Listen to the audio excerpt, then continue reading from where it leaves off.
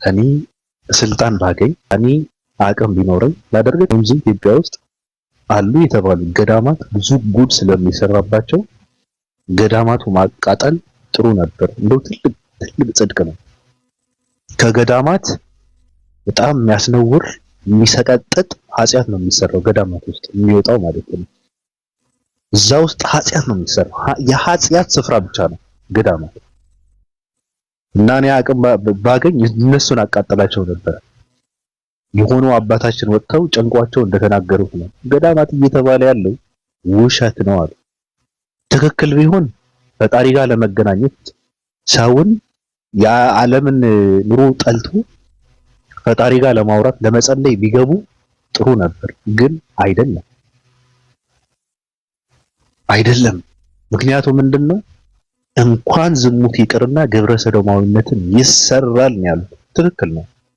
እኔ ተናግሬያለሁ። የ21 ደቂቃ ቪዲዮ ነው ያለው ገዳም ውስጥ ነው የተሰራው። በጣም ነው የሚሰቀጥጠው በነገራችን ላይ። ስለዚህ ሰው የሚያስበው ሌላ ነገር ነው፣ እዛ ጋር የሚሰራው ደግሞ ሌላ ነገር ነው። የሰው ልጅ ደካማ ነው።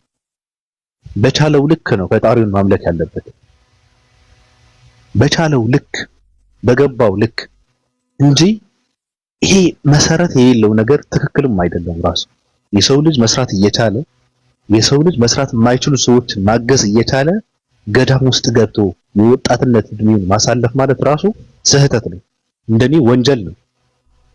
እኔ አስሬ ነው የማጠፋው እንደዚህ አይነት ትውልድ። ኃጢአት አለመስራት እኮ ይችላል እኮ። ገዳም ስለገባ ብቻ ኃጢአት አይሰራም የሚባል ነገር የለም፣ ውሸት ነው። እንደውም ትልቅ ጽድቅ ያለው ምንድነው ኃጢአት መስራት እየቻለ ኃጢአት መስራት የሚችልበትን እድል እያለው ኃጢአት ሳይሰራ ቁጥብ ሲሆን ነው የተሻለ እንትን ያለው። ስለዚህ ገዳም ስህተት ነው። ሰላም ብያለሁ። አሙ ያለው ትክክል ነህ። እንኳን ገዳም ትቶ ቤተክርስቲያን መቆም ነበር ብለህ ከጸለቅ እግዚአብሔር ይሰማል ማለት ነው። መስጊድ፣ ገዳም፣ ቤተክርስቲያን ወየዮ ከሆነ ግን ወንጀል ነው የሚመጣው መጨረሻው ዙሮ ማለት ነው። በእኔ አሁን ተቀባይነት የለውም። እምነት የሚባል አልቀበልም። በክርስትና እምነት ከሆነ ገነት የሚባል አትገባ። በእስልምና እምነት ከሆነ ደግሞ በውሸት መመስከር አለበት። ምንም የሚጠቅም መጽሐፎች አይደሉም። የጴንጤ ሐሳብ ራንቴ የቤተክርስቲያን ሊበዛ ነው ማለት ነው። አሁን የቤተክርስቲያን ብዛት ይመጣል፣ አገሪቱ በኢኮኖሚ ወደኋላ ወደ ቁልቁል ትሄዳለች ማለት ነው። ትደፋለች አገሪቱ በኢኮኖሚ ብቻ። የድሃው የምኑ ገንዘብ ለመሰብሰብ ነው ቤተክርስቲያኖቹ የሚሰሩ እንጂ እግዚአብሔርን ለመጸለይ አይደለም። ጴንጤው ኦርቶዶክስ ብትል እንደዛ ነው። ሁሉም ማንኛውም የእምነት ኃላፊ ወይም ደግሞ እምነትን የሚያሰግድ ያለ ደሞዝ አይሰራም። ያለ ደሞዝ የሚሰራ ምዕመናን የሉም። የግድ በደሞዝ ነው የሚሰሩት። የግድ ብር ያስፈልጋቸዋል።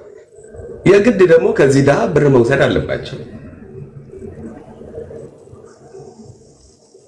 በእኔ በኩል እምነት የሚባል ተቀባይነት የለውም።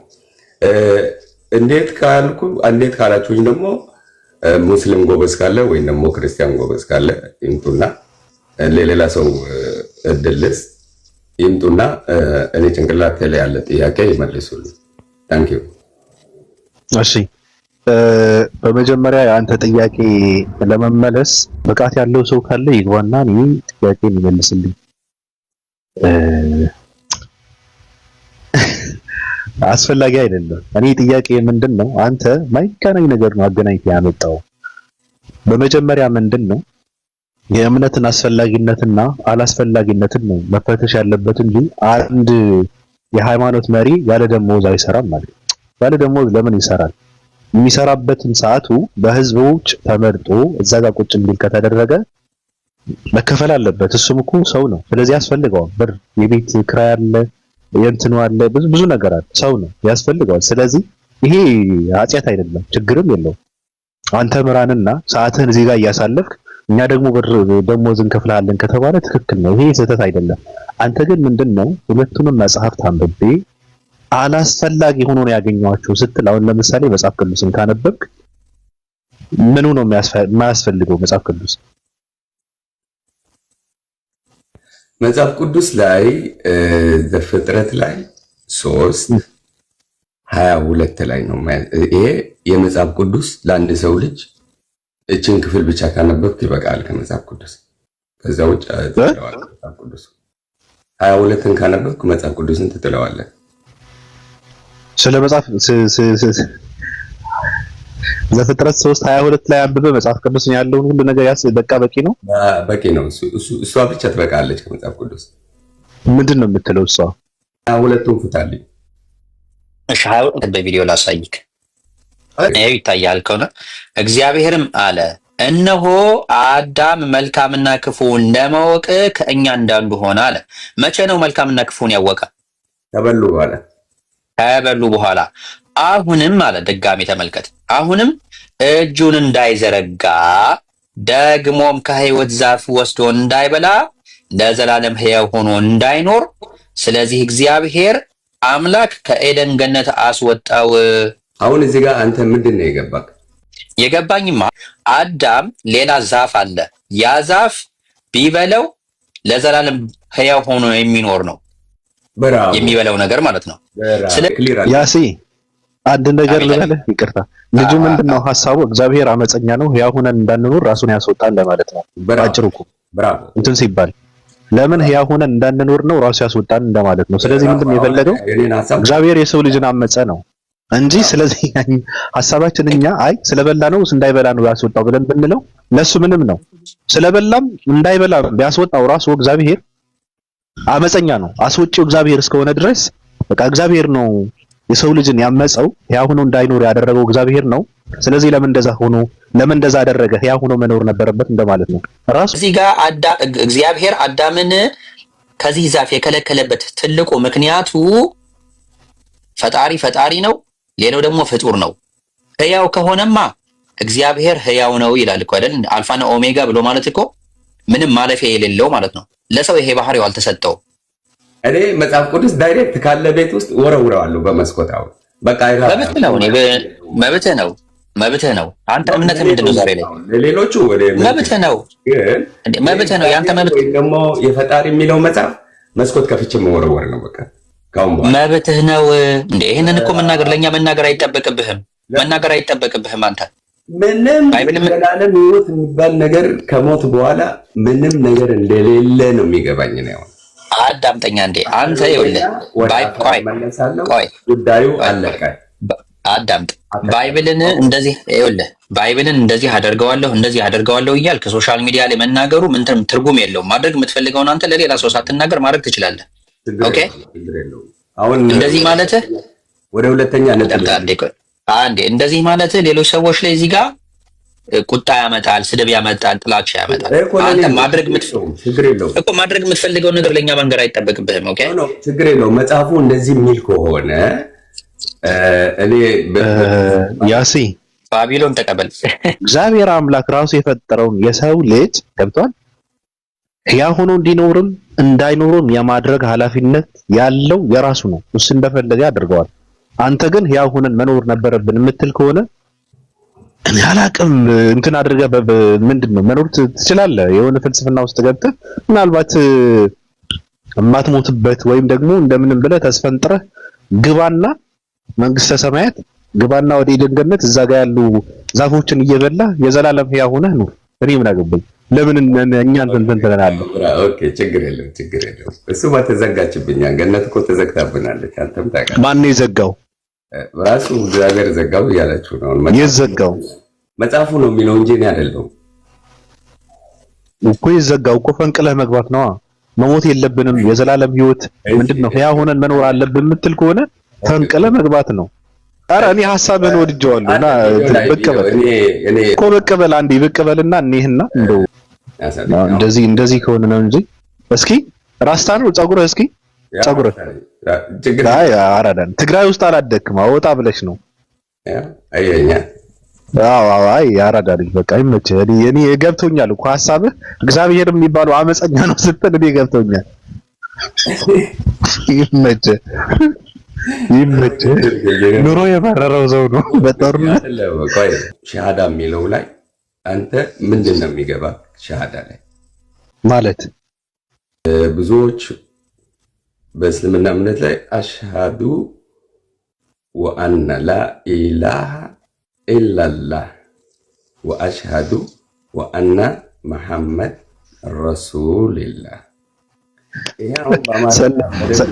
ሰለመ በቃ ልጁ ሰለመ፣ በአንዴ ሰለመ። ችግር የለውም። ሰለምክ እኮ ችግር የለውም። ኧረ ሰለም።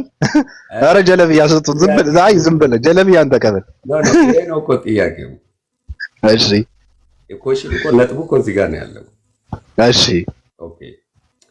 አሁን እኔ ቁርአን ካነበብኩኝ አንብቤ ማመን ነው ያለብኝ።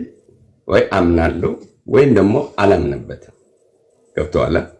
ግን አንብቤ መመስከር አልችልም። ለዚህ መጽሐፍ ወይም ደግሞ ለዚህ ሸሃዳ መመስከር የሚችሉት በነቢዩ መሐመድ ጊዜና ዘመን የነበሩ ሰዎች ብቻ ናቸው መመስከር የሚችሉት። ሌላው ሚያመን ነው የሚችለው።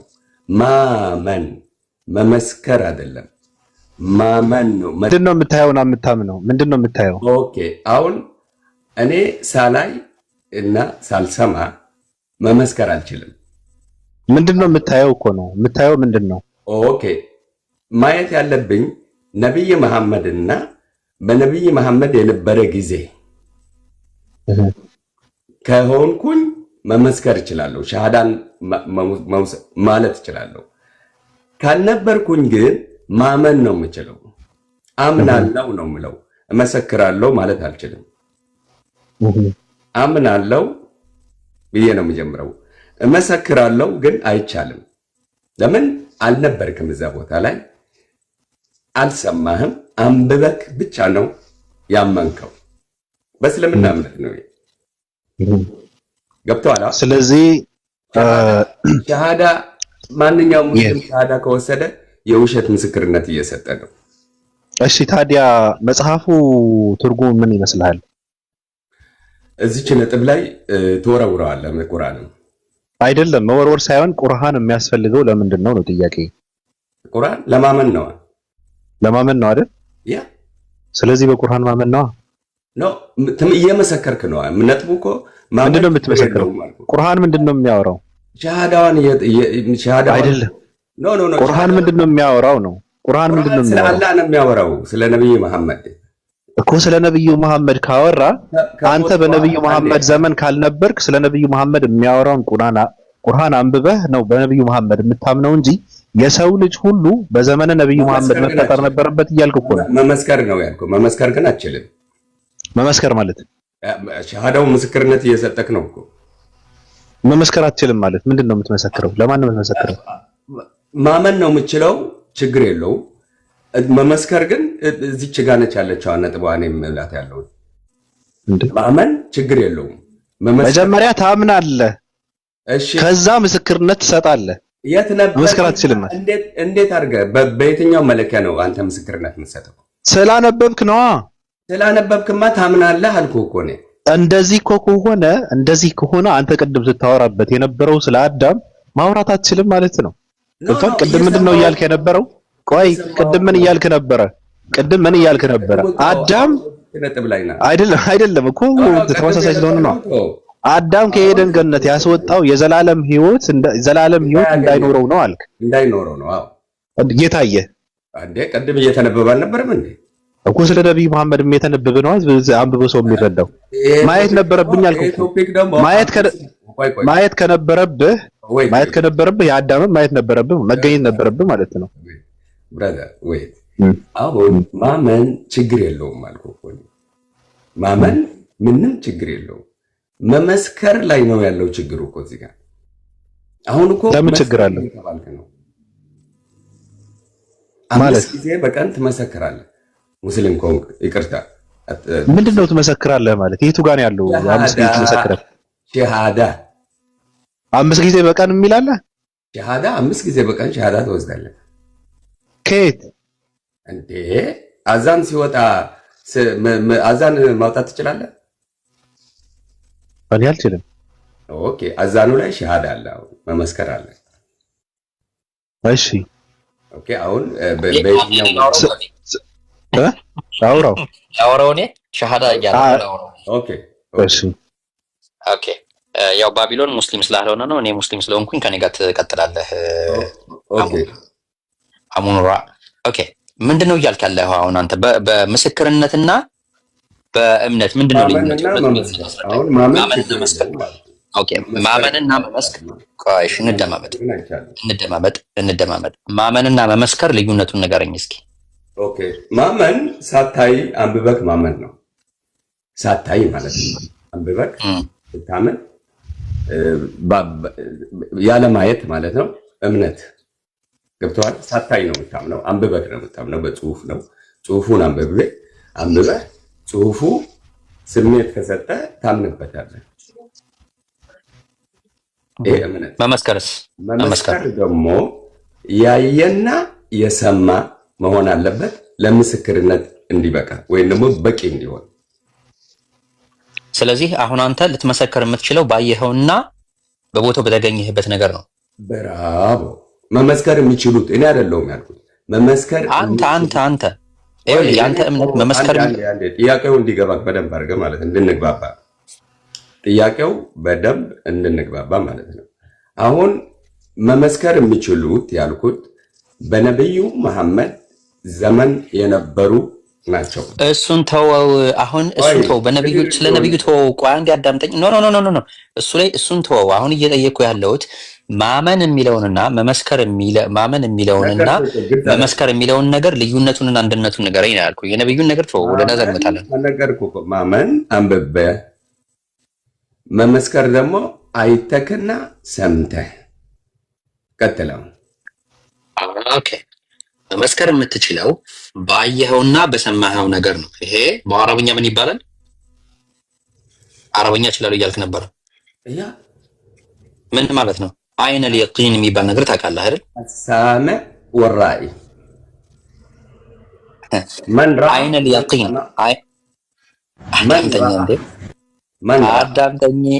አዳምጠኛ እንዴ ቆይ።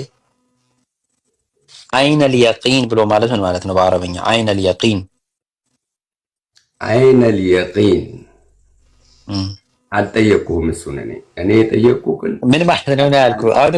አሁን እኔ አንተ በአማርኛ ያልከውን ነገር ቆይ ለምን ወደ ቦታ አልሄድኩም። የት ነው የሄድኩት? እኔ እናንተ እንድንስማማ ክሊር አደረገው። የት ቦታ ነው የሄድኩት? እኔ የት ቦታ ነው የሄድኩት? የትም ቦታ አልሄድኩም እኮ። ለምንድን ነው አይቶ ያየና የሰማን እኮ አማርኛን እየተናገርኩት ያለው ልመሰክር የምችለው እኮ ለዛ ነው እኮ አይነል የቂን ያመጣሁልህ። ለዚህ ነው እኮ አንተ እንዳልከው በየትኛው ኦኬሽ እንደማመጥ አንተ እንዳልከው ባየኸው ነገር ላይ ነው እንጂ ልትመሰክር የምትችለው ባላየኸው ነገር ላይ ግን አትመሰክርም። ግን ታምንበታለህ አልክ አይደለ? ብራቮ። ኦኬ።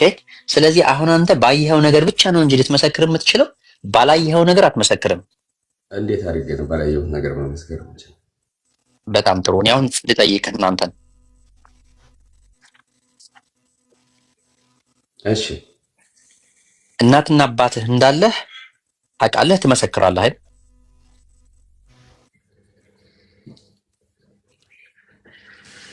እናትና አባትህ እንዳለህ ለእኔ ነው አንተ እናትና አባትህ ከሁለት ሴትና ትመሰክራለህ። እሱንም ትመሰክራለህ። መስክር ብትባል ትመሰክራለህ አይደል? ቆይ ረጋ በል። ይሄ መጀመሪያ እናትና አባትህ ስትል ሌላ አሳዳጊ ቢሆንስ? ያሳድግ። ብዙ አብነቶች አሉ አሁን የሚመጡ ዝች ይሄ አብነት ያቀረብከው በቂ አይደለም ለምስክርነት። ለምስክርነት የምታቀርበው ፍርድ ቤት ብቻ ነው። ጥያቄው መልስልኝ። እመልስልሃለሁ። አምንበታለሁ። እናቴና አባቴ እንደሆኑ አውቃቸዋለሁ፣ አምንበታለሁ። እናትና አባትህ እንደሆኑ ምክንያት ነው መመስከር የምችለው። አሁን በየትኛው ምክንያት ነው ለእናቴና አባቴ አሁን መመሰክርባቸው? እናትና አባትህ አይውልህ እናትና አባትህ እንደሆኑ አንተ ምስክር ነህ አይደለህም? ወላጆችህ እነዚህ ናቸው። አንተ ደግሞ እናትና አባትህ እንደሆኑ ምስክር ነህ ወይስ አይደለህም ብትባል አዎ እኔ ምስክር ነኝ ትላለህ አትልም? ለምንድን ነው ማለት ነው? እናትና አባቴ ናቸው እኮ። በጣም ጥሩ። እናትና አባትህ ተጋብተው ግብረ ስጋ ሲያደርጉ አንተ ነበርክ? ብራቮ። እዚህኛው ነጥብ ላይ እንድትመጣ ነው የፈለግኩት። እኔ ደግሞ ነበርክ አልነበርክም? አንዴ በዲኤንኤ በደንብ አድርገህ ማረጋገጥ ትችላለህ። እሱ ችግር የለውም። በደንብ ሚሊየን ከመቶ በሚሊየን በዲኤንኤ በደንብ አረጋግጬ ቁሜ መመስከር እችላለሁ። እሱን አልተጠየቅም። ዲኤንኤ ምርመራ አስመረመርክ አላስመረመርክ ለእኔ ትርጉም የለውም። አስመርምርልኝ አልተባልክም። ይሄ ከዚህኛው ጋር አብነት የሚሰጥበት አይደለም። ያሲ የኔ አሁን አቤት እኔ ምንድነው ባጭሩ ጠይቀውና ይሄ ቀላል እኮ ነው ማሰረፍ። አሁን ምስክርነት ብለህ ስትል ነብዩ መሐመድ በአካል እንደነበሩ ምን ይመስሉ እንደነበሩ ምን ይለብሱ እንደነበሩ ነው እያልክ ያለው? ኖ አመሰክራለሁ ካልክ እጠይቅሃለሁ ይሄንን ጥያቄ። ለምን አይቼ ሰምቼ እየመሰከርኩ ነው እያልክ ነው። ሸሃዳ የሚለው ያዩና የመሰከሩ በመጀመሪያ ሸሃዳ የሚባለው መሰረቱ ለመጠየቅ አለብን እኮ። ጠልቀህ ስታውቀው እኮ ነው እሱን ሸሃዳ የሚባለው ምስክርነቱ ራሱ ጠልቀህ ስታውቀው ነው። ምን ማለት ነው? ማን የደነገገው? ህጉ ከየት ነው የመጣው? ጠልቀህ ስታውቀው ነው። መመስከር አለብህ ብለህ ስትል ግን ያዩ የዛኔ የነበሩ ሰዎች ናቸው የመሰክሩት የተናገሩት። በዚህ ዘመን ያለ ሰው ደግሞ ያዩና የመሰከሩ ሰዎች መሰረት አድርገው ነው የሚመሰክሩት፣ የሚያዩት የሚከተሉት። አንተ አሁን ምንድን ነው የፈለግከው? ኦኬ፣ በየትኛው ሚዛን ነው የምትመሰክረው ያለኸው ማለት? ኦኬ፣ አሁን ጥያቄ ምስክርነቱ ላይ ነው። ፍታልኝ እኮ ምንድን ነው ምስክርነቱ ላይ ችግሩ ምንድን ነው? ልግባባችሁ፣ ይቅርታ በለኝ። ትንሽ እንቋጨው። በጣም ቀላል ነገር ነው። ይኸውልህ እስልምና ውስጥ ምን እንዳለ ታውቃለህ? አንድ ነገር መጀመሪያ ማወቅ የሚባል ነገር አለ። አዳምጠኝ። አንድ ነገር ታውቃለህ፣ መጀመሪያ ያለው ነገር ሪያሊቲውን ታውቃለህ፣ ትማራለህ ማለት ነው። ያወቅከው ነገር ደግሞ ምን ታረጋለህ? ታምናለህ። ያንን ነገር ኮመን ሴንስ ካረገህ እውነት ነው ብለህ ከተቀበልከው ምን ታረገዋለህ? ታምናለህ። ካመንከው በኋላ በምንህ ነው የምታምነው? በልብህን ታምናለህ። በልብህን ያመንከው ነገር ደግሞ በምላስን ትመሰክራለህ። ከዛ በኋላ ደግሞ ወደ ተግባር ትሄዳለህ ማለት ነው። ተግባብተናል አይደል? ስለዚህ አንተ በውስጥህን ያመንከው ነገር ነብዩ ሰለላሁ ዐለይሂ ወሰለም የአላህ መልእክተኛ መሆናቸውን አምነህ ተቀብለሃል። ያመንከው ነገር ደግሞ መስከር ትባላለህ፣ ትመሰክራለህ። ምንድነው ያመንከው ተብለህ ስትጠየቅ ያመንኩትማ ነብዩ መሐመድ የአላህ የመጨረሻ ነብይ ናቸው ብዬ መሰክራለሁ፣ እምነቴ ይሄ ነው ብለህ ትገልጻለህ። ተግባብተናል? ኖ አንዴ ረጋ በል ብራዘር። አሁንም አልተግባባንም በደንብ አድርገን። እምነት ተቀባይነት አለው ብያለሁ ቅድም ጀምሬ። እምነት አምናለው፣ ምንም ችግር የለውም። ያመንከው ምንድነው? አንዴ ቆይ እዚህ ጋር አስጨርሰው። ቆይ እዚህ ጋር ያመንከው ምንድነው? ለምሳሌ በነብዩ መሐመድ ሰለላሁ ዐለይሂ ወሰለም አምነሃል አይደል? ያመንከው ነገር ትመሰክራለህ አትመሰክርም? አልመሰክርም። እንዴት ነው ያየው ነው መመስከር እንጂ ያመንከው ከምስክር እኮ ያመንከው ነገር አንድ ሰው ምንድነው ያመንከው ብሎ ቢጠይቅህ ምንድነው? ለምሳሌ ነው አንተ በነብዩ መሐመድ አምኜበታለሁ እኮ ያመንከው ምንድነው? አዎ እምነቱ አምኜበታለሁ እኮ እምነቱ ምንድነው? ያመንከው አንድ አላህ እንዳለ ነብዩ መሐመድ ደግሞ የአላህ መልእክተኛ እንደሆኑ አምኜበታለሁ እኮ።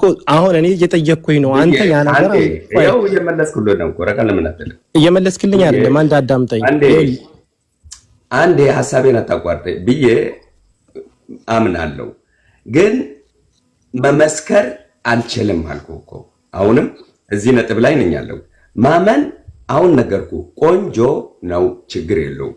መመስከር ነው ያልኩት እኔ እኮ። እየጠየቅኩ እኮ ነው። አንተ ለምሳሌ ነብዩ መሐመድ የአላህ መልእክተኛ መሆናቸውን አምነሃል። እኔ አንድ ግለሰብ መጥቼ ምንድነው ያመንከው ብዬ ስጠይቅህ ምን ብለህ ነው የምትነግረኝ? እምነት ነው እኮ። ያመንከው ነገር ትነግረኛለህ አትነግረኝም? ነገርኩህ እኮ። ስትነግረኝ እየመሰከርክ ነው እየመሰከርክ አይደለም ያለ? ነው አይደለም፣ እያመንኩበት ነው። ያመንክማ መጀመሪያ እኮ አምነኸዋል። ምን ሆነሃል? አንድ ነገር አምነኸዋል እና እኔ አምኜበታለሁ ብዬ ስናገርህና እዚች ላይ መስክር የምትለዋንና ለየብቻ ናቸው።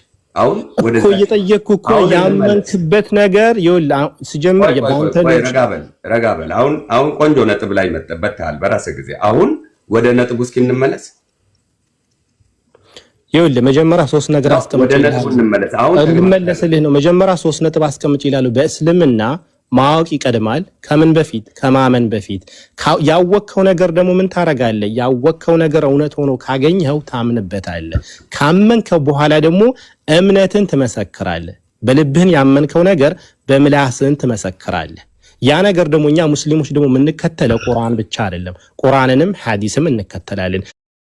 ነብዩ ሰለላሁ ዐለይሂ ወሰለም እነዚህ አርካኑል ኢማን እና አርካኑል ኢስላም ይባሉ አሉ። እነዛን ያስተማሩን ምን ብለን ነው ሃይማኖታችንን መተግበር እንዳለብን? ያንን አሁን ሸሃዳ የምትለው ነገር አርካኑል ኢስላም ውስጥ ያለ ነገር ነው። እነዚህ 5ቱ መስፈርቶች በአላህና በነብዩ መሐመድ ማመን፣ ሰላት መስገድ፣ ዘካ መስጠት፣ ረመዳን መጾምና የቻለ ሰው ሐጅ እንዲያደርግ እነዚህ አርካኑል ኢስላም የሚባሉ ናቸው። ያ ነብዩ ሰለላሁ ዐለይሂ ወሰለም በሐዲሳቸው ያስቀመጡት ናቸው። ያንን እስልምና ስትገባ በአላህና በእኔ ነብይነትን ማመንና መመስከር ያ ነው። ገብቷል? የተቀመጠው ነገር እኛ እዚህ ጋር መተን ሩላ እናወጣ። ሁለተኛ ያንተ መቀበልና አለመቀበል አይደለም። ቆይ ሐሳቤን አስጨርሰኝ። ወዴት ትሄዳለህ? ቆይ ሐሳቤን አስጨርሰኝ። መጀመሪያ መስፈርቱን አስቀምጬ ይላል። ከዛ በኋላ በውስጥህ አምነሃል። ለምሳሌ ነብዩ ሰለላሁ ዐለይሂ ወሰለም የአላህ ነብይ ናቸው ብለህ አምነሃል። ያመንከው ነገር ደግሞ ባቢሎን መጥቶ ቢጠይቅህ ምንድን ነው አሙን ያመንከው ብሎ ቢጠይቅ ያመንኩት ነብዩ መሐመድ የአላህ የመጨረሻ ነብይ ናቸው ብዬ አምኛለሁ ብለህ እየነገርከው ነው። ኮንፈርም ያረከው ነገር ደግሞ መስክረሃል። ባሉ ጨርሻለሁ። አትርሳ። ከባድ ነው። በነገራችን ላይ እኔ ሐሳብህን እንትን ላደርገው እችላለሁ። በተለይ ለዘመን ወጣት ምንድነው ከታች ብዙ ነገር እያሉ ነበርና አስፈላጊ ሰው ነው። እንደው በእውነት በእድሜ ትንሽ እንትን ስላልክ እንጂ አባል አድርገህ ነበር። የ665 ዋና ፈላጭ ቆራጭ አድርገህ ነበር። ረጋ ብለህ እንትን እንድታደርገው ማለት ነው። ግን ችግሩ ምንድነው? ትንሽ ገፋ ብለሃል። ሐሳብህ ልክ ነው። ምክንያቱም ምንድነው ማርያም ጽዮን ለአምና አረጋዊ እየተባልክ ነው ያደግከው። ገብቶሃል? ስለዚህ እምነት አያስፈልግም፣ ሃይማኖት የሚባለው ነገር ትክክል አይደለም ብለህ ከዛ ምድር መውጣትህ እኔ እደግፈዋለሁ። ትክክል ነህ። ገብቷል አባባሌ? አንድ ሰው ቀዘን እንደዚህ ያደረገ ሆዱ ሲቆርጠው ነበረ። ከዛ ቀዘነና ሲቀዝን ደግሞ እንትን ገባበት እየተባለ የሌለ ተረት እየተነገረ ያደገ ጉድ ነው አባቴ። ኦርቶዶክስ እዴ ከመሰረቱ የኦርቶዶክስ ሳየው ሳሰላስለው ሳስበው በጣም በህዝብ የሚጫወት ያለ እምነት ካለ መጀመሪያው የኦርቶዶክስ እምነት እንዲፈርስ ቴንኪው ገብቶኛል። አጨብጭቤ ያለው ተቃዋሚ የኦርቶዶክስ ነኝ። አሁን እኔ የኦርቶዶክስ ታሪክ ላመጣልህ እችላለሁ።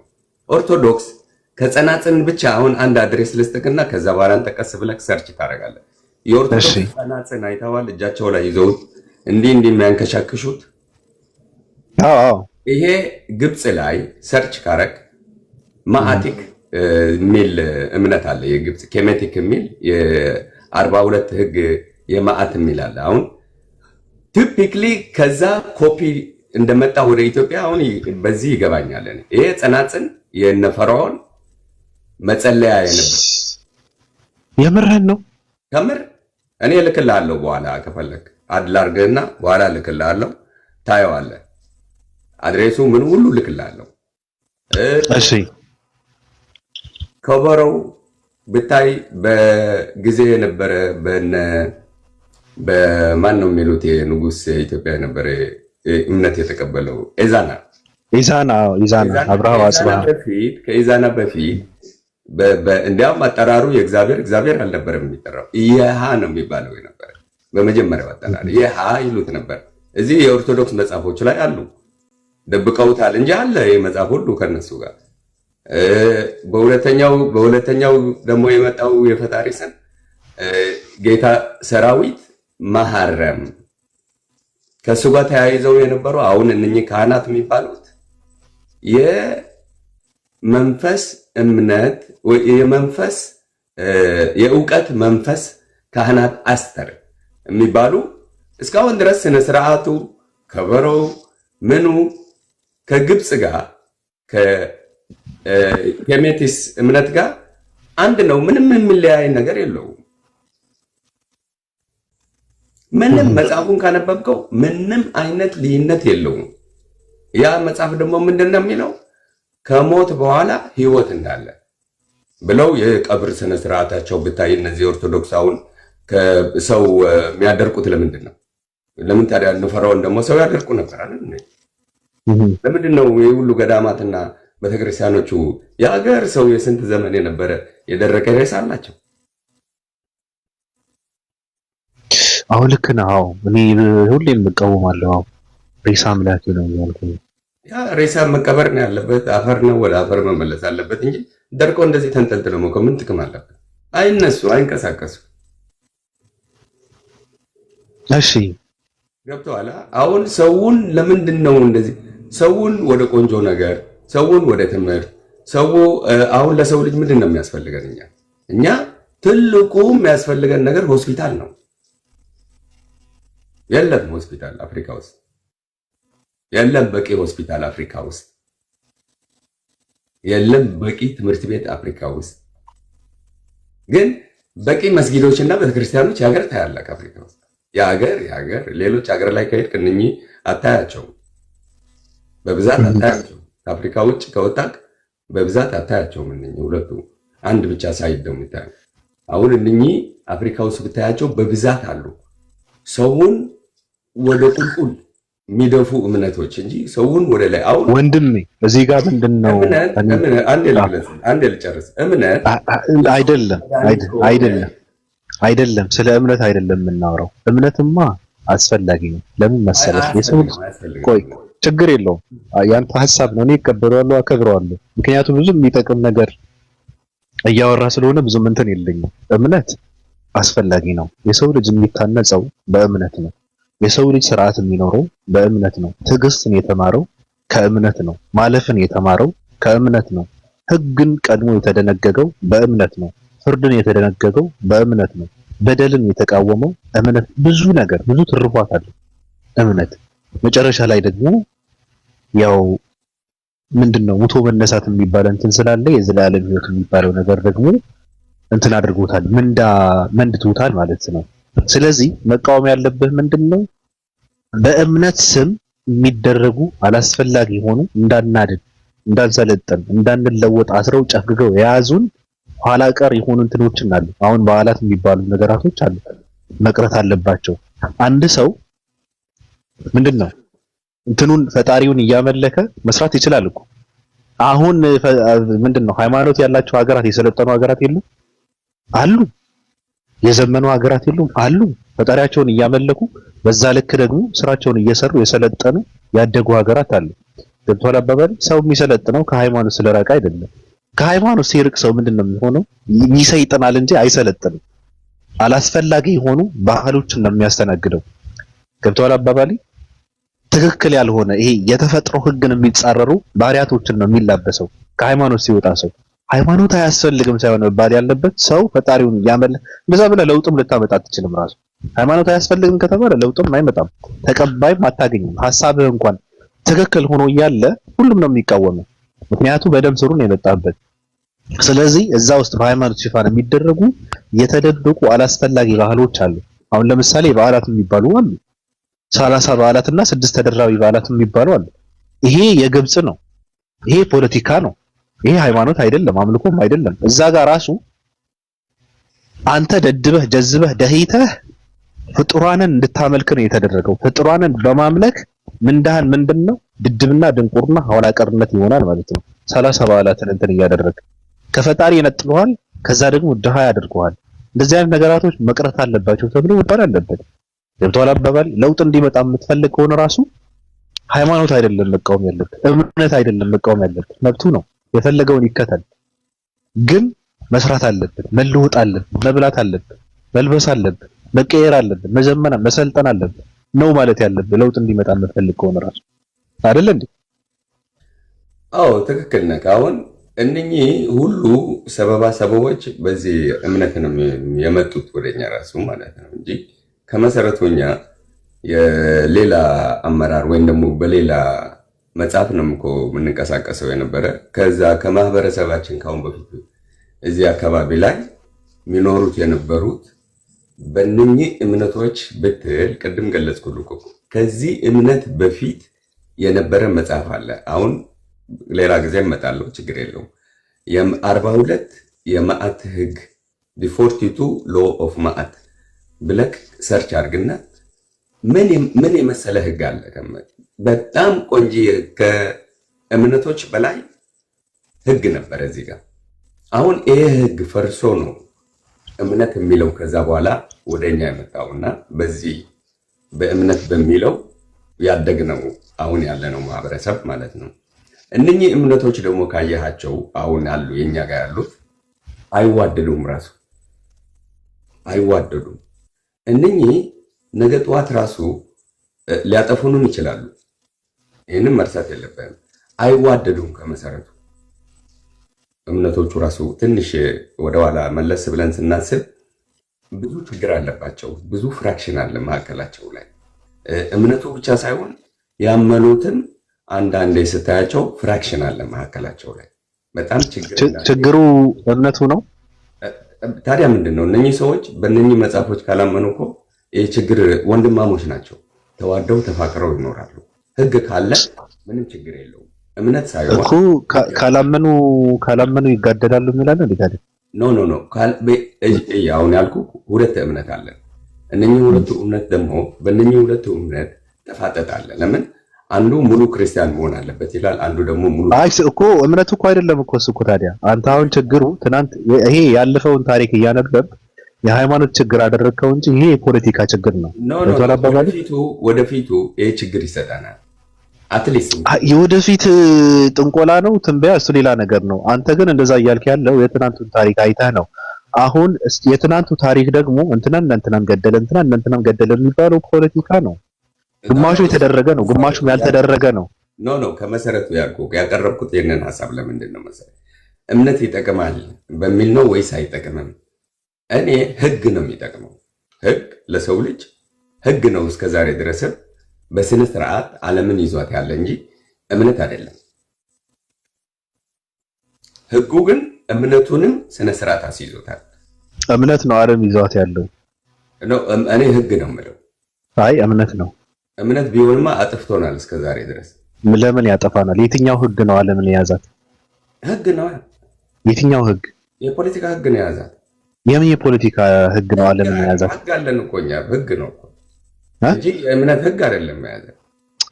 አይ አንደኛ ነገር በነገርህ ላይ የእምነት ህግ ብትከተል ወይ ብንከተል ሞት አይኖርም ነበረ። ምክንያቱም ለምን መሰለ? በእምነት ህግ ያለውን ህግ የገደለ ይገደላል ነው የሚለው። በቃ ምንም እድል አይሰጥህም። ጤፍ ትበላለህ፣ እንጀራ ትበላለህ፣ ዳቦ ታስረ ይገባላል የሚባል ነገር የለም። ገብቶሃል አባባሌ? እየተገዳደልን ያለው ግን ከፈጣሪ ህግ ወጥተን በሰው ልጅ ህግ ስለምንመራ ምን ሆነ? የገደለ ምን ይሆናል? ይታሰራል፣ ይኖራል፣ ችግር የለም። ለምን ወደ ሙሴ አንመለስም ታዲያ? የሙሴ ህግ አንመለስም። ህግ ነው አይደለም? አንመለስም። እምነት ህግ አለው እኮ አንመለስም። አሁን ዓለም ይዟት ያለው አልክ፣ ህግ ነው አልክ። ህግ አልያዛትም። ህግማ እያጫረሰን ነው። ህግ ኒውክሌር እንዲመረት ያደረገው ህግ ነው። ገብቷል? ህግማ ይዞናል። ህግ አልያዘንም። እንደውም እየጠፋን ያለ ነው ከፈጣሪ ህግ ወጥተን የሰው ልጅን ህግ ስለምንከተል ነው። የኔ ሐሳብ ነው። ገብቷል አባባሌ? አልክ እኔ ግን እንደዛ ነው። ትክክል። ምንድነው የጦር መሳሪያ እየተመረተ ያለው ህግ ስለምንከተል ነው። የሰው ልጅ ህግ በሰው ልጅ ህግ ስለምንመራ ነው። ቆንጆ ነው ያለው። ትክክል ነው፣ እቀበላለሁ ሐሳብ። ግን ከመሰረቱ ወደኋላ መለስ ብለን ስናያቸው እምነቶቹም ሲስፋፉ በጦርነት ነው የተስፋፉት። ገብተዋል? ጦርነት ነበረ። የምን እምነት እያለም ኃይለኛ ጦርነት ነበር። አሁን እምነት እያለ ጦርነት ነበረ፣ እሱ ሌላ ነገር ነው። እምነት እያለ ቢያንስ እንኳን እምነት እያለ ጦርነት ነበረ ብለህ የነበረ ታሪክ ነው እያወራህ ያለው። አሁን ግን ጦርነት አለ። አንድም ቀን ጦርነት ሳይኖር ቀርቶ አያውቅም። አንድም ቀን ዓለም ያለ ጦርነት አንድም ቀን አስተናግዳ አታውቅም። ያለ ጦርነት ያለ መገዳደል ሰው ሳይሞት ማለት ነው። ለምን እኮ ለምን ከፈጣሪ ህግ ስለወጣን ነው። የገደለ ይገደላል የሚለው ስለሌለ ነው። የለም እኔ ያቀረብኩት ለምን አብነቱን የሰጠው ለምን እንደሆነ ገብተዋል። የህግ ስላልክ የእምነት ህግ ነበረ ካሁን በፊት የሚመራው እዚህም እየተጨፋጨፉ ነበር። አሁንም እምነት አለ ነው ያልኩህ። ገብተዋል። ግን ህግ የዓለማችን ህግ እኮ አይልም። የእምነት ህግ እኮ አሁን የእምነት ህግ እያየነው ነው አይደል? እያየነው ነው። ያለምንም ነገር ግደል አይልም። ያለህን አካፍለህ ብላ ነው የሚለው። ያለፈው እየተጨፋጨፉ ነበሩ። እነሱ ስለተጨፋጨፉ አይደለም፣ ሰዎች ስለተጨፋጨፉ አይደለም። ይላል ወይ ነው አይደለም? ይላል ወይ ነው? ህጉን ካነበብከው የእምነት የሃይማኖት ህግ ካነበብከው አይልም። አሁን ያመነ አሁን ራሱ አሉ እኮ ክርስቲያን አሉ፣ ሙስሊም አሉ፣ ምን አሉ፣ እምነቶች አሉ፣ የሀገር እምነት አለ። ግን ያመኑት ራሳቸው ናቸው የሚጠሩበት እምነቱን ያመኑት ራሳቸው ናቸው ደግሞ የታጠቁት። የለም አልኩህ እኮ አሁን ሃይማኖቱ ወይም እምነቶች ሰው እንድትገድል አያዘም አለ ህጉ። እንደዛ ይላል። ሰዎች ገደሉ አትበልኝ፣ እሱ ሰዎች ናቸው ያደረጉት። ህጉ ይላል ወይ አይልም። ያመኑት ናቸው እኮ እነሱ ህጉን አንብበው ያመኑ መሳሪያ ታጥቀዋል። እሱ ሌላ ነገር ነው እና ሌላ ነገር ነው እኮ ነገርኩህ እኮ። አለመገዛት አልኩህ እኮ አለመገዛት፣ ለህጉ አለመገዛት ነው እኮ እያልኩ ያለሁት። እነሱ ሰዎች ህጉ አትግደል ይላል፣ እነሱ ግን ገደሉ። ህጉ አይደለም ስለዚህ ግደሉ ያለው። ሰው እንዲሞት ያደርግ ችግር የሆነው ሰውን እንጂ ህጉን አይደለም። ይብቷል። ያመኑ ሰዎች ናቸው፣ ህጉን የተቀበሉ ሰዎች ናቸው ሲገሉ የነበሩ ማለት ህጉ ወይም እምነቱ ግደል ይላል ማለት አይደለም። እንዴ ሰዎች ናቸው በራሳቸው ፍላጎት ነው እንደዛ ያደርጉ ያሉት እንጂ ህጉማ ከታየ ግደል አይልህም። ተዋደድ ነው ህጉ። ተዋደድ ተፋቀር ነው የሚለው ህጉ አይደል? አዎ መስማማት አለብህ ይላል። ተካፍለ መብላት አለብህ ይላል። አንድም ሰው ያለምንም ምክንያት እንዳትገድል ይላል። እዚህ ጋር ግን ምንድነው በልጠህ መገኘት አለብህ። በኢኮኖሚ ሌላን እየገደልክ ራስን ማሳደግ ኖርማል ነገር ነው፣ ችግር የለውም። ወልባራበበል የሰው ልጅ እንደ ውሻ እንደ አህያ መሳረር ችግር የለውም፣ ህግ ነው፣ ምንም ችግር የለውም። አባቱ የማይታወቅ ልጅ መወለድ ችግር የለውም፣ ህጉ ነው። እምነት የሚባሉትን የሚጠብቅ የሚከላከል ገብተዋል። አይደለም እነሱ በደንብ እየታገሉ ራሳቸው እንትን ነው። አሁንም ህጉ እነሱ የሚጠብቃቸው የለም። እንደውም ህግ የሰው ልጅ ህግ ቢችል ሃይማኖቶችን ማጥፋት ቀንደኛ ፍላጎቱ ነው። የመጀመሪያ ፍላጎት ሃይማኖትን ማጥፋት ነው የሰው ልጅ ህግ ገብቷል። ከዛ ደግሞ የሰው ልጅ ይሄ ሃይማኖት የሚባል እንዲጠፋልኝ ነው የምፈልገው ከመሰረት። ገባኝ እኮ አትችልም እንጂ ገባኝ። እንደዛ ነው የሰው ልጅ ህግ ፍላጎቱ እሱ ነው። ከዛ ደግሞ ምንድነው የምታደርገው? የሰው ልጅ ለብርና ለስሜት ተገዢ ማድረግ ነው። በቃ ሌላ ምንም ነገር የለም። ለብርና ለስሜት ተገዢ ከሆነ አንተ ላዩ ላይ የማታደርገው ነገር የለም። ገብቷል። እንደዚህ የሚያደርጉት ደግሞ በኢኮኖሚ ያደጉ ትልልቅ ሀገራት ናቸው። ያደርጉታልም፣ አሁን እየሰሩበት ነው። ስለዚህ ዓለምን የያዛት ከምንድን ነው የያዛት? ጦርነት፣ ሰው እየሞተ ነው። አሁንም እየተናወጥን ነው። አፍሪካ ረሃብ ውስጥ ነው። ገብቷል። ሌሎች የተንደላቀቀ ኑሮን እየኖሩ እኛ በረሃብ ነን። የኛ ሀገር የኛ እንትን ረሃብ ነው። ኢትዮጵያ አፍሪካ የሚባለው ረሃብ ነው፣ ችግር ነው፣ ጦርነት ነው። የትኛው ህግ ነው ዓለምን የያዛት? ከምንድን ነው የተያዘችው? ዓለም መቃጠል ነበረባት፣ ከዚህ በላይ መጥፋት ነበረብን፣ መገልበጥ ነበረበት እያልክ ነው። እየተቃጠለ እኮ ነው፣ ህዝብ እኮ እየሞተ ነው።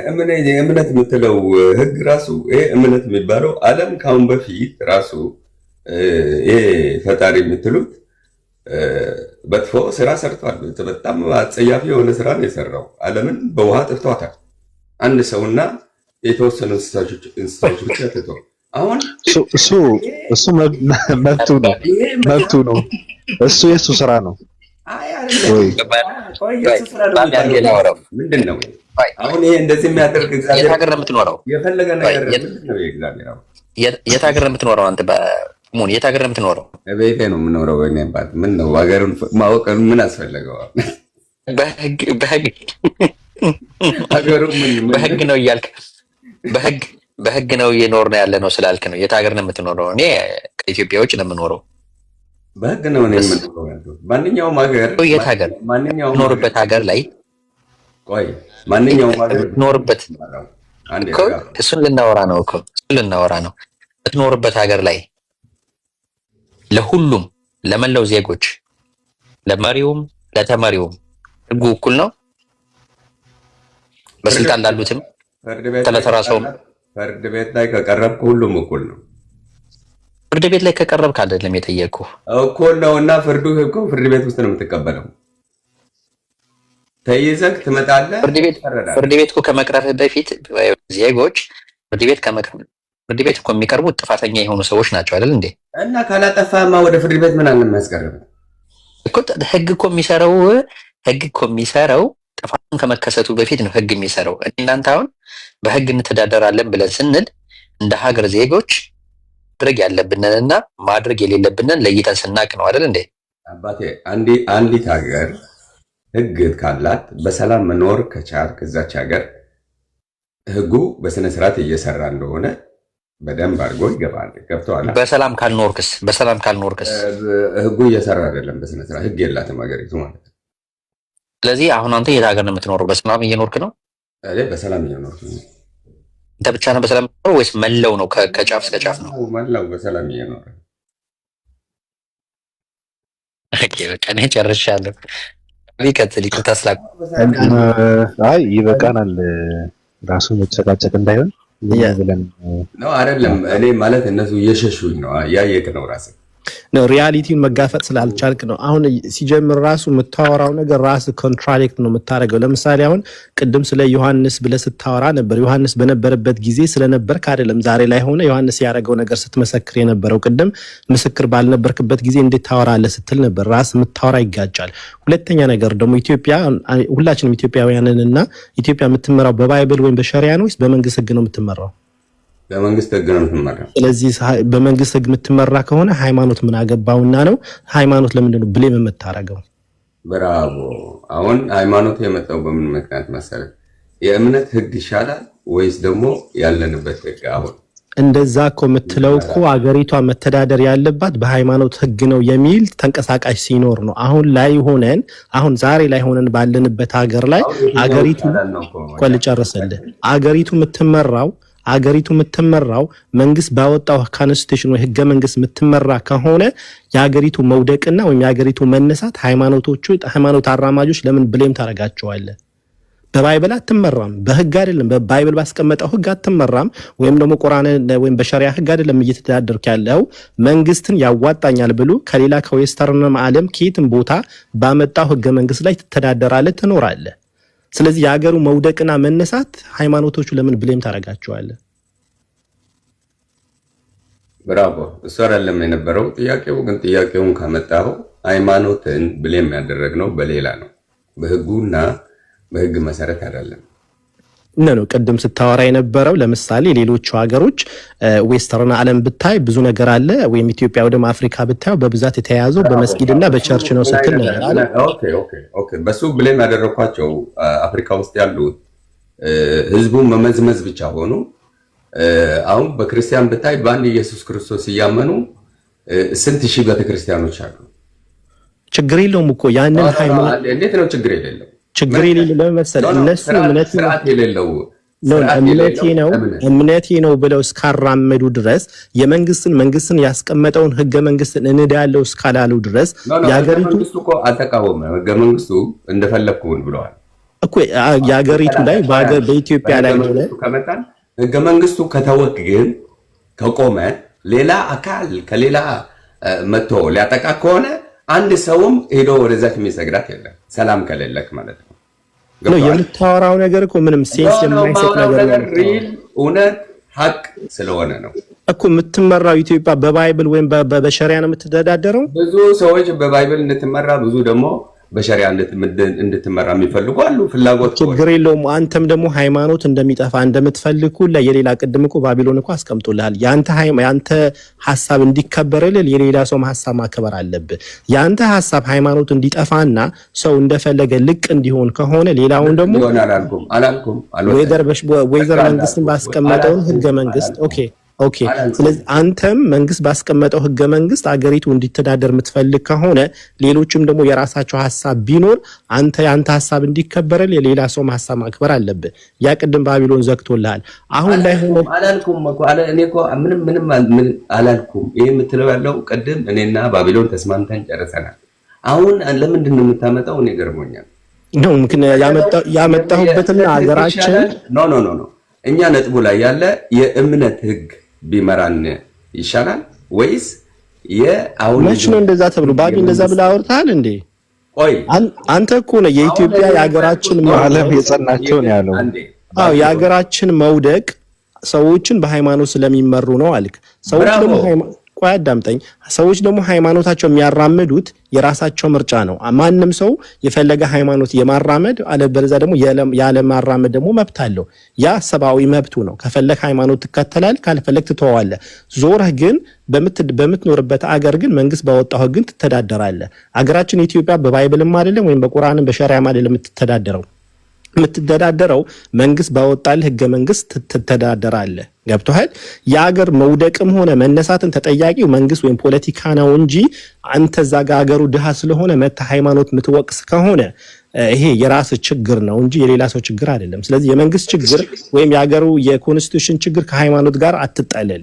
ገብቶሃል? ህይወትን መቀየር ከፈለህ ሃይማኖት አልከለከለህም። የትም ቦታ ላይ ሄደህ ህይወት መቀየር ትችላለህ። አገርህም ላይ ደግሞ ሰርተም ጥረህም ግረህም መኖር ትችላለህ። ያ ነገር ሲያቅትህ ደግሞ ሃይማኖት ነው ብለህ የምታላክ ከሆነ ዳርስ ሾው ዩር ዊክነስ ነው እንጂ የሚያሳየው ሌላ ነገር አሳለም። ጨርሻለሁ ባቢ። አመሰግናለሁ። ቆንጆ ሀሳብ ነው የሰጠን። በጣም ቆንጆ ሀሳብ ነው የተሰጠን። አሁን እኔ ደግሞ መብት ስላለኝ ስለተውኩት ስተወው ደግሞ ስላወቅኩት እነኚህ የራሴ ማህበረሰብ ደግሞ ስለሆኑ አንተ አንድ ብቻ ነህ። ስንት ሚሊዮን ግን በእውር ሳያነብ ምንም ነገር ሳያቅ ነው የሚንቀሳቀሰው ያለው። እንዲያቅ እንዲማር ከቤተክርስቲያንና መስጊዶች ሆስፒታልና ትምህርት ቤቶች እንዲሰሩልኝ ያልኩኝ ያለሁት እኔ ነኝ። ይሄ ብር የሚሰበሰበው በመንግስት አስተዳደር እንዲሆን ማንኛውም እምነት ብር ሊከፈለው ከሆነ የግድ በአስተዳደር በህጉ አስተዳደር ባንክ ሂሳብ መግባት አለበት። ያ ብር ደግሞ እነኚህ ሰዎች ከሚጫወቱበት እንደኛ ሰዎች ናቸው እንደኔና እንዳንተ ከሚጫወቱበት በስነ ስርዓት ደሞዛቸው እየተሰጣቸው የቤተክርስቲያንና የመስጊዶች ብዛት እንዲቀንስ ይሄ ቤተክርስቲያኖችና መስጊዶች እንዲቀነሱ ገብተዋላ። ከበዙ ራሱ ጫጫታ ነው። ምንም የሚሰራለት ነገር የለም። ቄሶች በበዙበትና ኢማሞች በበዙበት አይደለም እምነት ወይም ደግሞ ወደ ሰማይ የምትሄደው ወይም ደግሞ አገሪቱ የምታድገው። አሁንም ደግምልሃለሁ፣ ይሄ ብር ሁሉ በአስተዳደር ላይ ይግባና እምነት ኦኬ ሊባልም ይችላል። ይሄ ብር ግን በምዕመናን እጅ ሂሳብ ከሆነ አሁንም እልሃለሁ እኔ አንደኛ ነኝ፣ የእምነት ተቃዋሚ ነኝ። ህዝብ እየተረገጠ ነው። ህዝብ ወደ ቁልቁል እየሄደ ነው። ህዝብ እንዳይማር አይኑን እየተሰወረ ነው። ከዚህ እምነት በፊት ብዙ እምነቶች ነበሩ፣ በተቃዋሚነት ቆመዋል። ካሁን በፊት በታሪካችን ላይ ይሄ እምነት ደግሞ በነበረው ታሪክ ነው የነበረው። አሁንም ታሪክ ነው እንጂ እምነት አይደለም። ስናየው ማመን ችግር የለውም ማለት ምዕመናን የሚያደርጉትና በጣም ነው የምንቃወመው። ምዕመናን ናቸው እምነቱ። ምዕመናኖቹ ከሌሉ እምነቱ የለም። ይሄ ሊገባ ያ ነጥብ ደግሞ በደንብ አድርጎ ይገባል። ምዕመናኖቹ ናቸው እምነቱ። ምዕመናኖቹ ከተሳሳቱ እምነቱም ይሳሳታል። ስለዚህ ምዕመናኖቹ ከቆሙ ወይም ደግሞ ከታሰሩ እምነቱም ይታሰራል። ሰው ቤት ውስጥ መጸለይ ይችላል። ቤተክርስቲያን ውስጥ ወይም ደግሞ መስጊድ ውስጥ ከተከለከለ እምነት ተከለከለ ማለት አይደለም። እግዚአብሔር ሁሉም ቦታ ላይ ስላለ ቤትክ ላይም መጸለይም ትችላለህ። ስለዚህ ቤተክርስቲያንና መስጊዶቹ እነዚህ የእምነት የሚባሉት ትምህርት ቤት ላይ ቢሆኑም ቆንጆ ነው። ሰው እግዚአብሔር ሁሉም ቦታ ነው ያለው። ቤትክ ውስጥም ይሰማሃል፣ መንገድ ላይ ይሰማሃል፣ ቻይ እየጸለቅ አንዴ ይሰማሃል። ገብቶሃል? አሁን እምለው እምነቱ ሰው ጋር ነው ያለው፣ ቤተክርስቲያን ውስጥ አይደለም ያለው። ቄስ ጋር አይደለም ያለው፣ ኢማም ጋር አይደለም ያለው። እምነቱ አንተ ጋር ነው ያለው። አንተ መጽሐፉን ካነበብከውና ከተማርከው እቤት ውስጥ መስገድ ትችላለህ። እቤት ውስጥ እምነትህን ማካሄድ ትችላለህ ከእግዚአብሔር ጋር። ለምን? እግዚአብሔር ካንተ ጋር ነው ያለው። በማንኛውም እምነት ነው ብለው አሁን ቤተክርስቲያኖቹና መስጊዶቹ መዘጋት አለባቸው። አይ ታንክ ዩ አሞን ወጣት ትርገጥ ላውሮ ባቢያ አይ በቃ ይበቃል። ሌላ ሀሳብ እንዳይሆን ሀሳብ ነው። በነገራችን ላይ ደህና ነህ ግን? ነው ደህና ነኝ። አንተ ጠፋህ እኮ ምንድነው? እኔ አለው አልጠፋሁም። ልገናኛለን እኮ ጮኛ ፍለጋ ላይ ነኝ እኔ አሁን ማግባት ስለምፈልግ እና አሁን ለአንተ ጮኛ ጠፋ ነው? አይ እብድ ሴት ነው የምፈልገው። ልክ እንደኔ የሆነ ቦታ ላይ ላይቭ ከብታ ወደ 665 ትውልዱን የምታሸሽ ነው የምፈልገው። እና ጠፋ ነው? እንደዛ የሚያደርግ ጠፋ ነው እያልከኝ? አዎ በጠንክሮ የሚሰራ በቃ እስከ ኢትዮጵያ የሚባሉ ሁሉ ወደኛ እስኪመጣ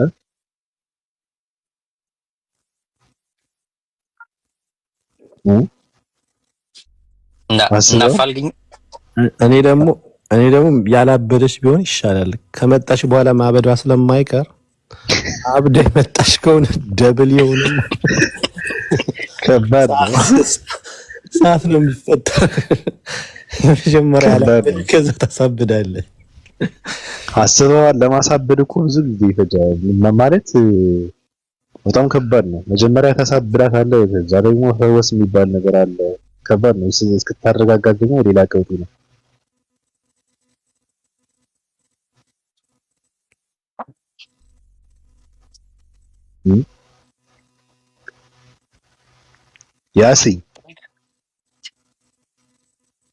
ያሲ በእድሜዋ በእጥፍ የምትበልጥ ሴት ማግባት ችግር አለው?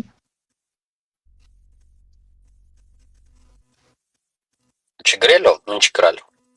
የምረን ነው። አሁን የ25 ዓመት ከሆነ አንድ ወጣት የ50 ዓመት ሚስት ማግባት ችግር የለውም?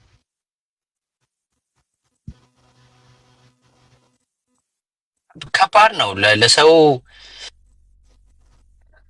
ከባድ ነው። ችግር የለውም ማለት አልችልም። እኔ የግሌ ላወራ ነው ልችል ወይም እኔ የማላደርገውን ነገር በእኔ ላይ ሊከሰት አድርገው ብባል ላደርገው የማልችለውን ነገር ለሌሎች ቀላል ነው ብዬ መናገር ይከብደኛል። በጣም ከባድ ነው። አዎ እንዳንተ እኮ ነው የጠየቅኩህ እንጂ ሌሎችማ ይታነቃሉ። እንደኔ ይከብዳል። ለምን ችግር የለውም ያልኩት ተሳስቼ ባቢ ባለፈ አንዱ እኮ ነው የ20 ዓመት ወጣት የ50 ወይም የ60 ዓመት ሽማግሌ ቢያገባ ችግራል ምን ይሆናል አልኩት። ምን ይሆናል በቃ የውድዋ ትሰጠዋለች እንጂ አለኝ። የምን የውድዋ ትሰጠዋለች አላለኝ።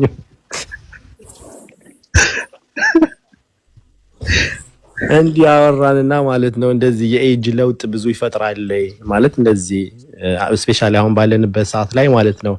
የ25 ወይም የ10 ምናምን የ10 ነው ብቻ በአጠቃላይ 20 ዓመት ወጣትና የ50 እድሜ ያለው ሰው ቢጋቡ ምን ይሆናል ትለዋለኝ። ምን ችግር አለ? የውድዋ ትሰጠዋለች አለኝ። ማለት ለካ አይሄድም እያለኝ ነው ልጁ አነጋገሩ ማለት ነው። ያሚን እኔ እንጃ ያው የሴትና የወንድ አመለካከት ይለያል። ሴቶች በብዛት በእድሜ የሚበልጣቸው ወንድ ማግባት ደስ ይላቸዋል። ምን አክል ጋፕ ነው ያው የብዙ ጊዜ ወንድ ግን ትንሽ በእድሜ ብታንሰው ደስ ይለዋል። ግን ከሱ በላይ ደግሞ አገባ ማለት ደግሞ ችግር አለ ማለት ግን አይደለም። እንደውም ብዙ ወንዶችም አሉ ትንሽ በሰል ያለች ልጅ ብለው የሚፈልጉ አሉና ያ ሁሉም እንዳመለካከቱ ነው። በአጠቃላይ በትዳር መሀል ከባድ ችግር እንዳይፈጠር የሚፈልጉ ወይ ወንድ ልጅ ሌላ ሚስት ሌላ ውሽማ ወይ ሌላ ነገር እንዳይፈልግ የሚፈልጉ ሰዎች በነገራችን ላይ እኔም እንደዛ ነው የማስበው። ቢያንስ በ10 ወይ በ15 ዓመት የሚበልጣት ወንድ ልጅ ቢያገቡ በጣም መልካም ነው። ምክንያቱም ለምንድን ነው ሴቶች ከወንዶች ተሎ የማረጅ ተሎ እንትናቸውን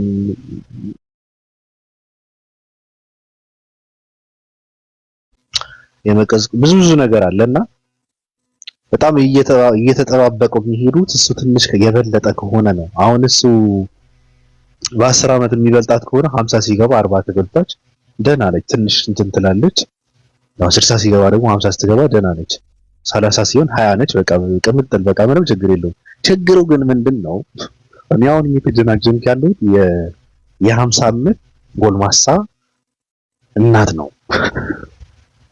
የሰዎችን ሀሳብ ያስፈልገኛል እንዴ? ነገሩ እንደዛ ጥሩ ነበረ።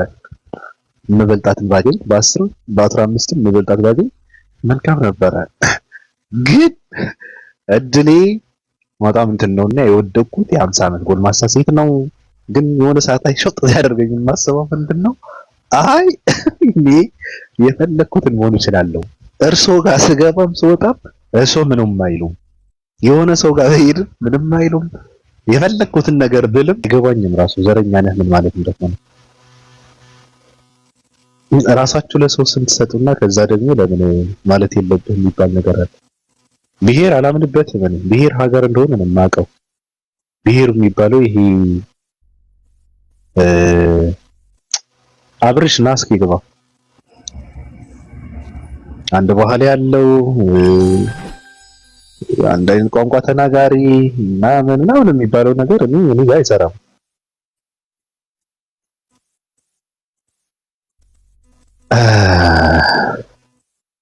ኡስታዝ ጀማል ሰላም ብያለሁ። ወይ ባቢ ሙስሊሞችም ሰላም አለይኩም ወራህመቱላሂ ወበረካቱ። እንዴት ናችሁ? ወአለይኩም ሰላም ወበረካቱ። ቅድም እኮ ትንሽ ጫጫታ ላይ ነበርኩኝና ለዛ ነው ያልገባሁት። አሁን ስለወረድኩኝ ያዳመጥ ነበር።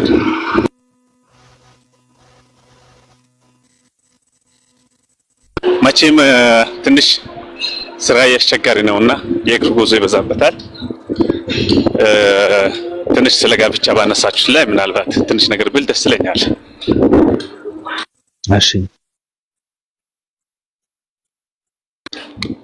ማለት ያው ይሄን ስናገር እንደ እስልምና በምን መልኩ ነው ማንን ማጋባት አለበት፣ እስልምና ምን ያዛል፣ ግዴታ ነው ወይስ አይደለም የሚለው ነገር አንደኛ ደረጃ ያው በእርግጥ ሁሉም ሰው የወደደውን የፈለገውን የማግባት መብት አለው ወይስ የለውም እንደ ሰውየው ነው የሚወሰነው።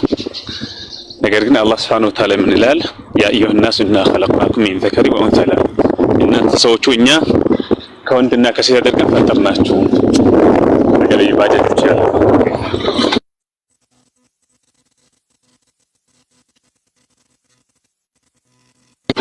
ስለዚህ ነብዩ አለይሂ ሰላቱ ሰላም ደግሞ ከእናንተ መካከል ማግባት የፈለገ ሰው አግቡ ይላሉ። ተዘወጁ ምን አይነት ሰው ነው? እንደው ማለት ያላገባች ሆነ ድንግል የሆነችን ወጣት መውለድ የሚችለውን አግቡ ይላሉ። ይሄ የሆነበት ምክንያት ምንድነው ከተባለ ጥሩ ትውልድ ለማፍራት ነው። አሁን ልጅን የምንወልድበት ዓላማው ለምንድን ነው ከተባለ አንደኛ ደረጃ ሃይማኖቱን በስነ ምግባር ተምሮ የሚያስተምር ቀርቶ የሚያስቀራ ለራሱ ተጠቅሞ ማለት ነው ለቤተሰቡ፣ ለአካባቢው፣ ለሀገሩ ብሎም ለዓለምም የሚረዳ ትውልድ ለማፍራት ነው። አንዳንዴ ምናልባት ባልና ሚስት ሲጋቡ የሚጋቡትን ዓላማ ባለማወቅ ዝም ብሎ ስሜታቸውን ለማርካት ብቻ ይደረግና ከዛ በኋላ እንደገና ያ ትዳራቸው ሀይጥና ድመት የሚሆኑበት አጋጣሚ አለ። ነገር ግን እነዚህ ሰዎች መጀመሪያ የሚጋቡበት ዓላማ ካወቁ እንደ እስልምና ሸሪዓን መሰረት አድርጎ ከተጋቡ ምንም ችግር ያለው አይመስለኝም። ቅድም ግን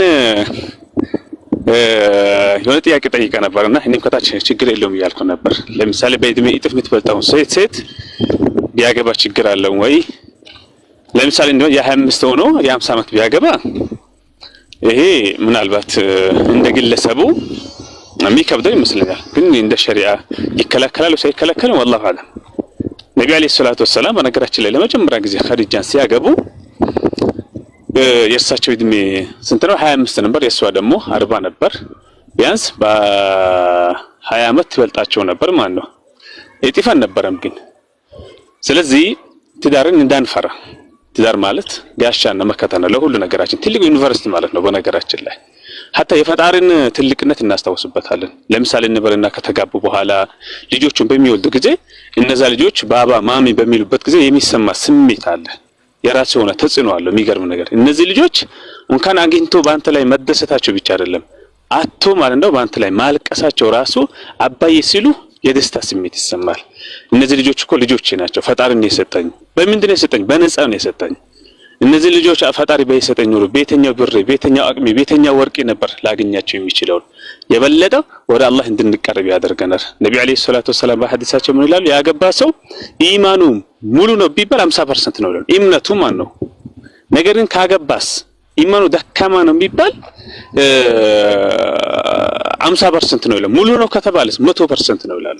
ለምን? ይሄ ሰውዬ ማለት ነው ካገባ በኋላ በትዳር ጉዳይ ላይ በሚያደርጋቸው እንቅስቃሴ ለወጪ ሊሆን ይችላል ለእያንዳንዱ ነገር ሰደቃውንለታል አላህ ዘንድ ማለት ነው። ስለዚህ ኢንሻአላህ ሁላችንም እንደው ማግባትን አንፍረው። ትዳር በመሰረቱ ቀላል ነው ብለን የምንገባበት አይደለም፣ ከባድ ነው ብለን ደግሞ የምንርቀው ነገር አይደለም። ምናልባት ከፖይንቱ ከወጣው ከርታ እንግዲህ አይ ጥሩ ነው፣ ደስ ይላል። ያው ሐሳቡም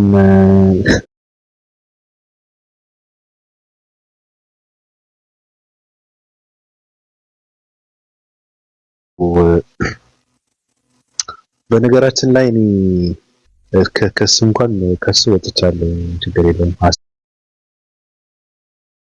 ሐሳቡ ተቀብዬዋለሁ፣ ግን እሱ ይበቃኛል። ግን እኔ በብሔርም በሀገርም አላምንም። በነገራችን ላይ እኔ ብሔር የለኝም። ማወቅ ስላለባችሁ ብቻ ነው። ምንም አይሰራላችሁም፣ ግን እኔ ብሔር የለኝም። ልሰግጥብህ እችላለሁ። እኔ ኦሮሞ ነኝ ካልኩ ምንም ልታደርገኝ አትችልም። ልሰግጥብህ እችላለሁ። ጉራጌ ነኝ ካልኩ ሊሆን ይችላል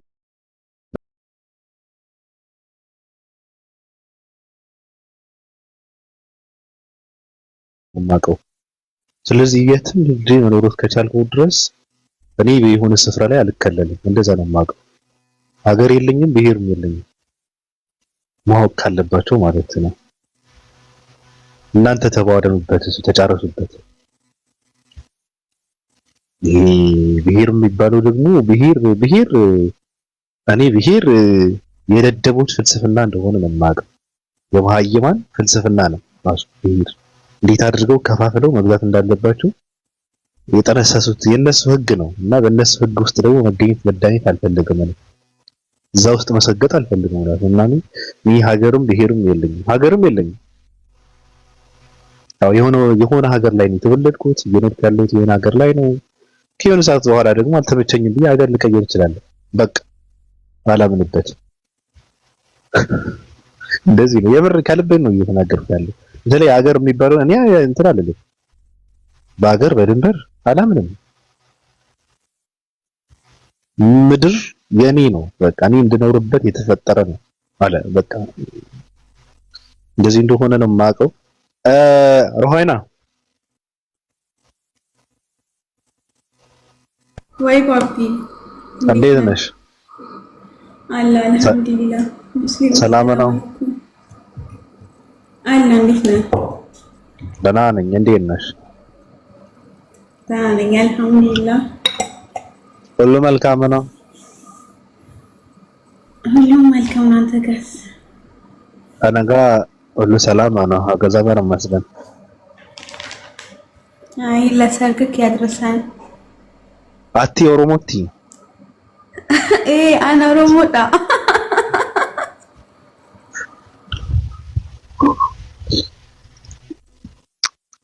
መልማል ከፈለክ አስተምርካለሁ። ባቢ ምን ይሰራልኛል?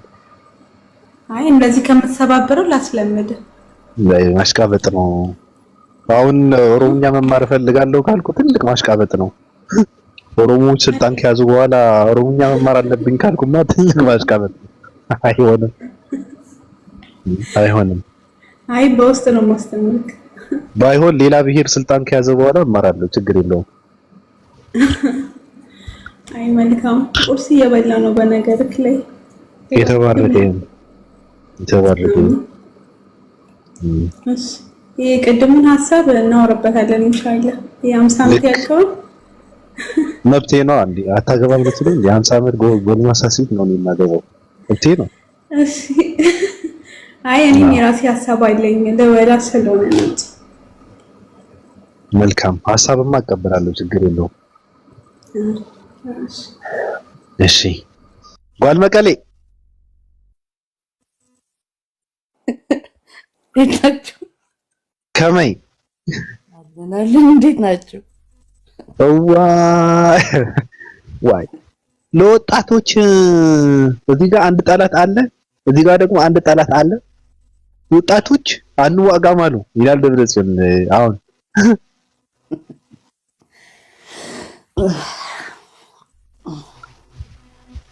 ጦርነቱ ሊጀምር ነው አሉ።